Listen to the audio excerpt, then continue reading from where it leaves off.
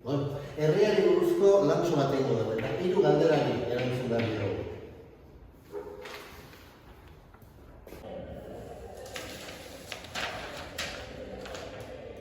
Agian baina nola nire ez informazio guztiago eskuratzea? Laguardo dukinean gaituzu hemen, ega? Hemen ez da inor egongo lau orduz. Konturatu behar dezue, zuek galdera horien erantzun guztik leku bakar batera eramaten gaituztela. Hola!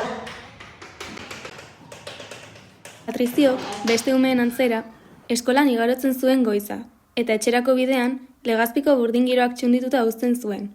Horrela, bere bidea luzatzen zuen, txoko interesgarriak sakonki behatuz. Urte batzuen buruan, Azpikotxe paper fabrikako zutegian, errementariaren ogibidearen oinarriak ikasi zituen.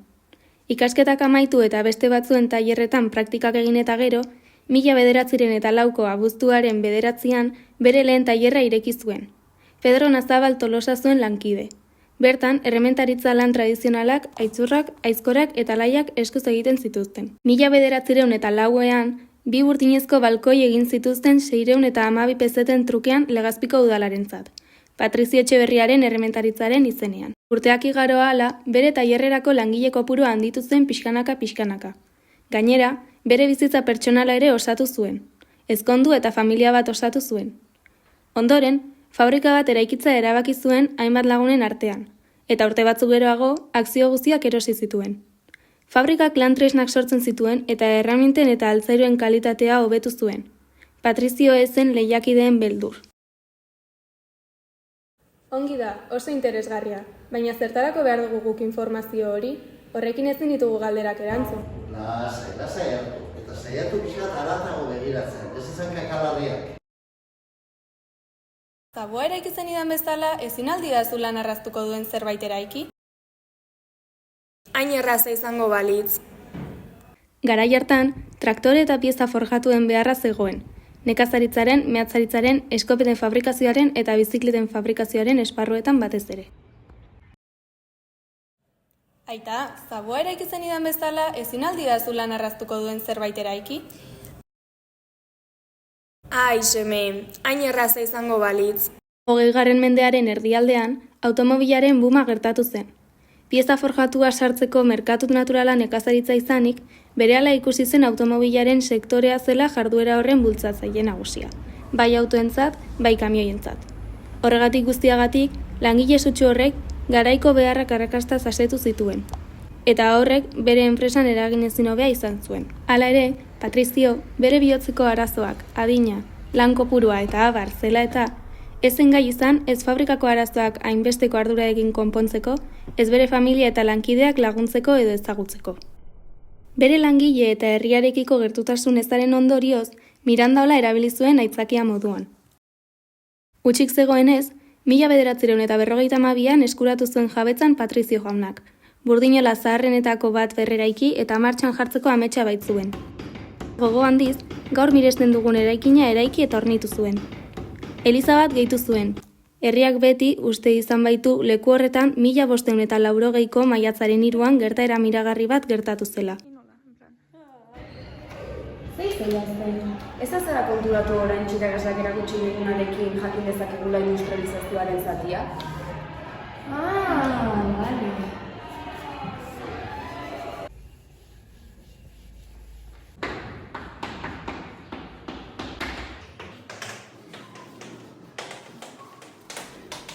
Fabrikak hainbat lanpostu sortu zituenez, langile asko erakarri zituen.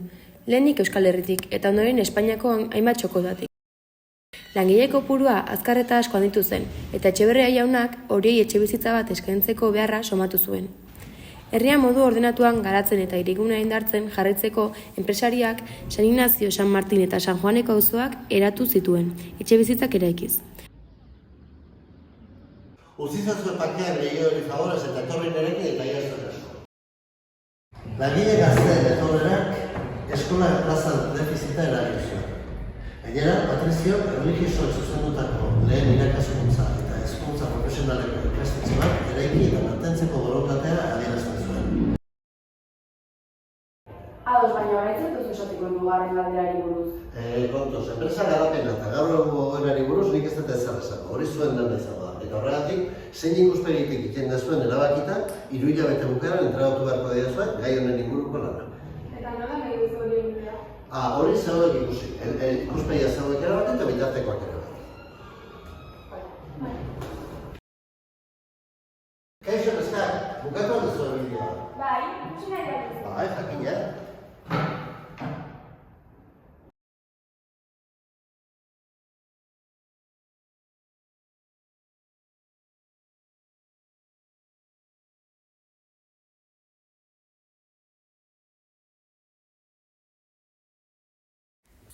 Herritarren beharrak asetzea da helburu nagusia. Mundua elikatzea eta eraikitzea da hori da gure bizioa. Industrian, eraikuntzan eta nekazarien sektorean. Enpresa bezala, ibilbide oso luzea izan du Bellotak. Patriziok enpresa txiki bat sortu zuen eta 2028an 128 urte beteko ditu. Hasieran, Patriziok protozionismo puntu batetik jokatzen zuen. Ematen etxe bat, edo ematen ekonomato bat, eta hori. Gaur egun gizarteren beharrek eta kezkak eta oso desberdinak dira. Zer ezaugarrik eraman du enpresa garapen handi horretara? Barrutik erantzutea, nahiko zaila da, baina nik uste dut batez ere dela ez hainbeste zer egiten dugu, baizik eta nola egiten dugun gauzak. Kultura potente bat daukagu hor. Lan egin ala, historian murgiltzean, Patrizien izenaz gain beste izen gutxi azaleratu zaizkigu artxiboetan. Zure ustez, enpresan eta iraganean izen asko geratzen dira izkutuan? Nik uste dut izkutun baino beste aldetikan ikusten dut kontua. Nik ez nuke esango izkutuan, zeren bestela ematen da hor nola Patriziok izan zen eta ez badago edo nik esango nuke askoz ere garrantzitsua izan dira pertsona horiek eta izen horiek. Garaian, emakumeak kanpoan lan egiteko oso zaila zeukaten. Gaur egun, zorionez ari dira da gauzak aldatzen. Jende guztia hori mamitzen duena proiektua hori da gakoa. Iraganean murgiltzean eta herritarren lana ezagutaraztean kontraesanak sortzen dira. Aipatzen diren izenen atzean, hainbat izen geratzen dira alde batera. Botonerian, papeleran, peineterian, baserrian, etxean, telefonista bezala eta pelukera bezala aritu ziren. Langileen izenak ezkutuan egon arren, haien lana Patrizioren aurrera eramateko ezinbestekoa izan zen. Horregatik, begira dezagun izen handi horietatik haratago eta egin dezagun herria denona. Patriziok bere lana egin zuen, baina Legazpiar bezala, ez zen ez euskararen sustapenean ez beste hainbat esparrutan murgildu. Azken finean, hori da herritarron lana. Auzoak, kultura, festa, hizkuntza, musika eta nola ez jendea, baitira herria, herri egiten dutenak. Bikaina benetan. Saioa, Ane, Leire eta Izaro.